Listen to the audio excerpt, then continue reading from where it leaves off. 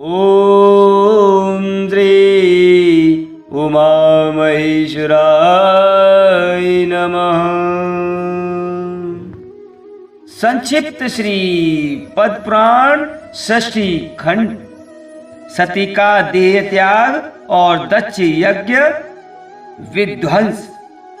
श्री विष्णु जी ने पूछा, हे ब्राह्मण, दक्ष कन्या सती तो बड़ी शुभ लक्षणा थी, उन्होंने अपने शरीर का त्याग क्यों किया तथा भगवान रुद्र ने किस कारण से दक्ष के यज्ञ का विध्वंस किया।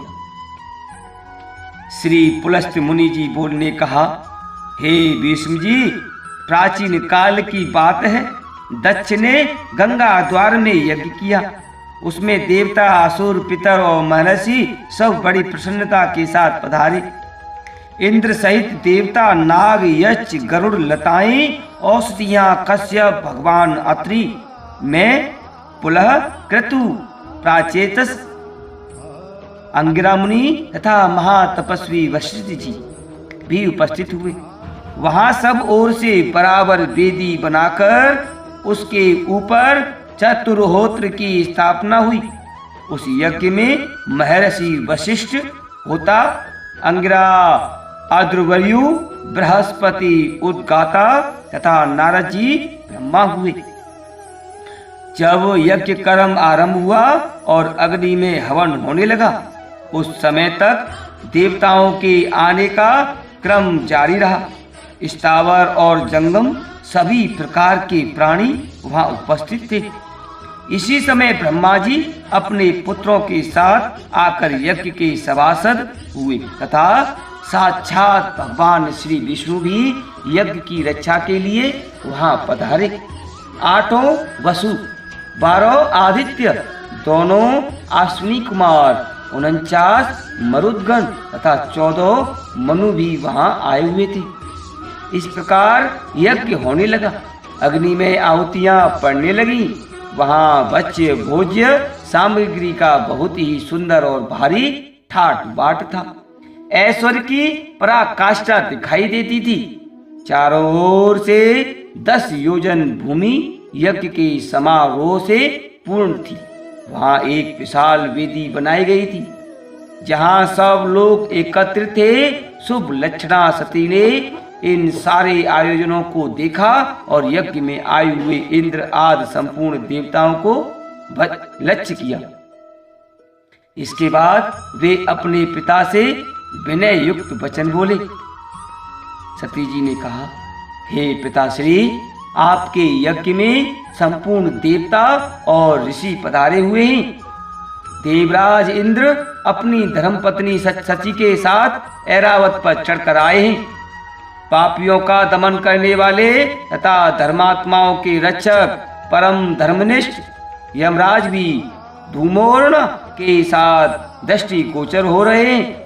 जल जंतुओं के स्वामी वरुण देव अपनी पत्नी गौरी के साथ इस यज्ञ कुंड में, यज्ञ मंडप में सुशोभित हैं। यक्षों के राजा कुबेर भी अपनी पत्नी के साथ आए हुए हैं। देवताओं के मुख्य स्वरूप अग्निदेव ने भी यज्ञ मंडप में पदार्पण किया है। वायु देवता अपने 49 गणों के साथ और लोक पावन सूर्यदेव अपनी भार्या संज्ञा के साथ पधारे। महान यशस्वी चंद्रमा भी सपत्नीक आए। 8 वसु और दोनों अश्विनी कुमार भी उपस्थित हैं। इनके शिवा, वृक्ष, वनस्पति, गंधर्व, अप्सराएं, विद्याधर, भूतों के समुदाय, बेताल, यक्ष, राक्षस, भयंकर कर्म करने वाले पिशाच तथा दूसरे प्राणधारी जीव भी यहाँ मौजूद हैं। भगवान कश्यप शिष्यों सहित वशिष्ठ जी, पुलस्त मुनि, पुलह, सनकाद महर्षि तथा भूमंडल के समस्त पुण्यात्मा राजा यहाँ पधारे हैं। अधिक क्या कहूँ, ब्रह्मा जी की बनाई हुई सारी सृष्टि ही यहाँ आ पहुंची है। ये हमारी बहनें हैं, ये भांजे हैं और ये बहनोई हैं। ये सब के सब अपनी अपनी स्त्री, पुत्र और बांधवों के साथ यहाँ उपस्थित दिखाई देते हैं। आपने दान मानादि के द्वारा इन सब का यथावत सत्कार किया है। केवल मेरे पति भगवान शंकर ही इस यज्ञ मंडप में नहीं पधारे हैं। उनके बिना यह सारा आयोजन मुझे सूना सा ही जान पड़ता है। मैं समझती हूँ आपने मेरे पति को निमंत्रित नहीं किया है। निश्चय ही आप उन्हें भूल गई। इसका क्या कारण है? मुझे सब बातें बताइए। श्री पुलस्त मुनि जी कहते हैं, हे प्रजापति दक्ष ने सती के वचन सुने। सती उन्हें प्राणों से भी बढ़कर बड़ी प्रिय थी। उन्होंने पति के स्नेह में डूबी हुई परम सौभाग्यवती पतिव्रता सती को गोद में बिठा लिया और गंभीर होकर कहा, हे बेटी सुनो, जिस कारण से आज मैंने तुम्हारे पति को निमंत्रित नहीं किया है वह सब ठीक ठीक बताता हूँ। वे अपने शरीर में राख लपेटे रहते हैं, त्रिशूल और दंड लिए नंग धड़ंग सदा शमशान भूमि में ही विचरा करते हैं। व्याघ्र चरम पहनते हैं, हाथी का चमड़ा ओढ़ते हैं, कंधे पर नरमुंडों की माला और हाथ में खड़वांग, यही उनके आभूषण हैं। वे नागराज वासुकी को यज्ञोपवीत के रूप में धारण किए रहते हैं और इसी रूप में वे सदा इस भूमि पर भी भ्रमण करते हैं। इसके सिवा और भी बहुत से घृणित कार्य तुम्हारे पति देवता करते रहते हैं। यह सब मेरे लिए बड़ी लज्जा की बात है। भला इन देवताओं के निकट वे उस अभद्र वेश में कैसे बैठ सकते हैं? जैसा उनका वस्त्र है उसे पहनकर वे यक्ष इस यज्ञ मंडप में आने योग्य नहीं है। हे बेटी, इन्हीं दोषों के कारण तथा लोक लज्जा के भय से मैंने उन्हें नहीं बुलाया। जब यज्ञ समाप्त हो जाएगा तब मैं तुम्हारे पति को ले आऊंगा और त्रिलोकी में सबसे बढ़ चढ़कर उनकी पूजा करूंगा। साथ ही तुम्हारा भी यथावत सत्कार करूंगा। अतः इसके लिए तुम्हें खेद या क्रोध नहीं करना चाहिए। हे भीष्म, प्रजापति दक्ष के ऐसा कहने पर सती को बड़ा शोक हुआ। उनकी आंखें क्रोध से लाल हो गईं। वे पिताजी की निंदा करती हुई बोली, हे तात, भगवान शंकर ही संपूर्ण जगत के स्वामी हैं। वे ही सबसे श्रेष्ठ मानी गई। समस्त देवताओं को जो ये उत्तमोत्तम स्थान प्राप्त हुए, ये सब परम बुद्धिमान महादेव जी के ही दिए हुए हैं। भगवान शिव में जितने गुण हैं उनका पूर्णतया वर्णन करने में ब्रह्मा जी की जिह्वा भी समर्थ नहीं है। वे ही सबके धाता, धारण करने वाले और विधाता, नियामक हैं। वे ही दिशाओं के पालक हैं। भगवान रुद्र के प्रसाद से ही इंद्र को स्वर्ग का आधिपत्य प्राप्त हुआ है। यदि रुद्र में देवत्व है, यदि वे सर्वत्र व्यापक हैं और कल्याण स्वरूप हैं, तो इस सत्य के प्रभाव से शंकर जी आपके यज्ञ का विध्वंस कर डाले। इतना कहकर सती योगस्थ हो गई। उन्होंने ध्यान लगाया और अपने ही शरीर से प्रकट हुई अग्नि के द्वारा अपने को भस्म कर दिया। उस समय देवता, असुर, नाग, गंधर्व और गुहक यह क्या कहते ही रह गए, किंतु क्रोध में भरी हुई सती ने गंगा के तट पर अपने देह का त्याग कर दिया। गंगा जी के पश्चिमी तट पर वह स्थान आज भी सौनक तीर्थ के नाम से प्रसिद्ध है।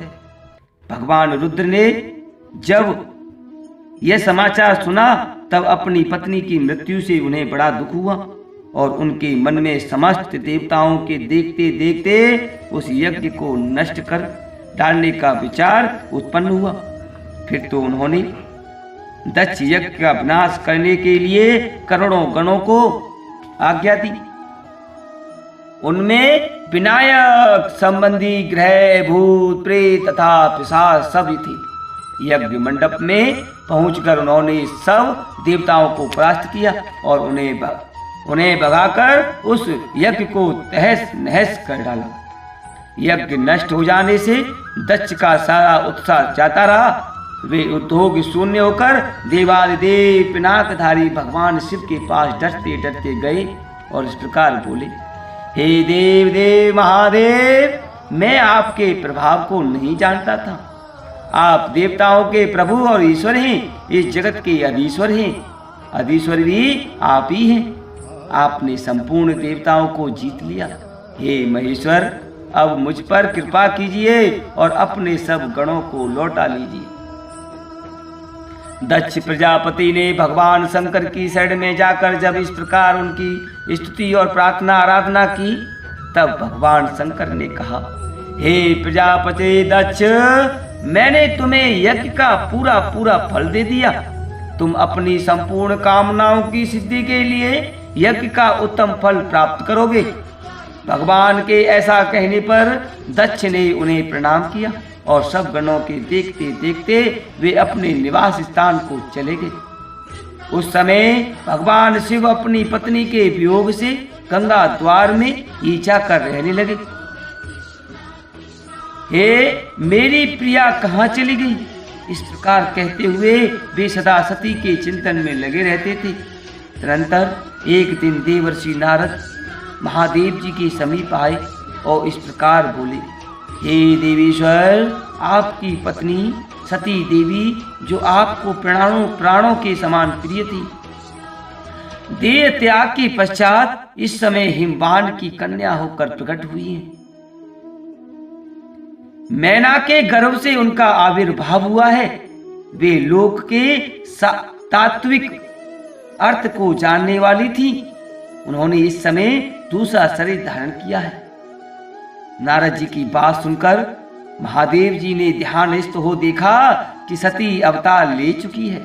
इससे उन्होंने अपने को कृत माना और स्वस्थ चित्त होकर रहने लगे। फिर जब पार्वती देवी यौवनावस्था को प्राप्त हुई, तब शिव जी ने पुनः उनके साथ विवाह किया। हे भीष्म, पूर्व काल में जिस प्रकार दक्ष का यज्ञ नष्ट हुआ था, उसका इस रूप में मैंने तुमसे वर्णन किया।